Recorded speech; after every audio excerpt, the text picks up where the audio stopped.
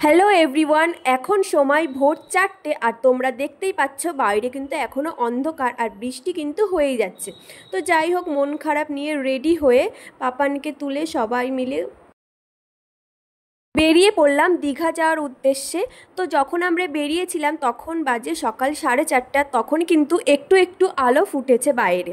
তো যাই হোক, তারপরে গাড়ির মধ্যে কী বার করব, ঘুমাতে ঘুমাতে কিন্তু আমি চলে গেছিলাম।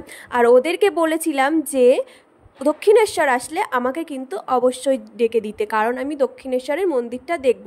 যেহেতু ভিতর থেকে গিয়ে আমি কোনোদিনও দেখিনি, যতবার দীঘায় গেছি এই বাইরে থেকেই, ব্রিজটার থেকেই আমি দেখেছি।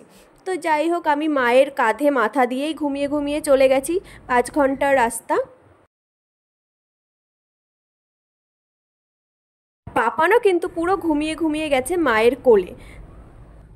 বাইরে কিন্তু হচ্ছিল খুব বৃষ্টি, তার জন্য মনটাও খারাপ ছিল। তো তারপরে কোলাঘাটের পরে একটা জায়গায় দাঁড়িয়ে আমরা কিন্তু চা খাচ্ছিলাম, চা খাওয়ার জন্যই ওখানে দাঁড়িয়েছিলাম। তো চা খেয়ে তারপরে আমরা একটু ওখানে দাঁড়িয়ে 5 মিনিট মতন হয়তো দাঁড়িয়েছিলাম।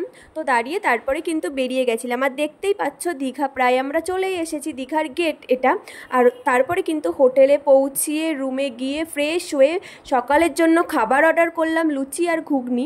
আর আমরা খাচ্ছিলাম আর পাপান ওই দিকে লুচি নিয়ে খেলা করছিল। ও এখনও সেইভাবে খেতে শেখেনি, তো ওটাই ওর আনন্দ।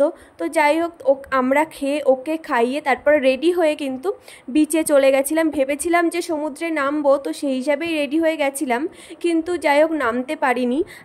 সেই সময় ছিল জোয়ার আর বাইরেটা ছিল খুব সুন্দর, মানে বৃষ্টি হচ্ছিল না, কিন্তু ওয়েদারটা ছিল দারুণ, খুব হাওয়া হচ্ছিল, মেঘলা ওয়েদার। ওখানে বসে থাকতে কোনো রকম কোনো অসুবিধা হচ্ছিল না। আর তোমরা মানে ভিড়টা দেখো, মানে আমরা যাওয়ার 3-4 দিন আগে নাকি আরও অনেক ভিড় ছিল, সেই সময় নাকি সবাই হোটেল পায়নি।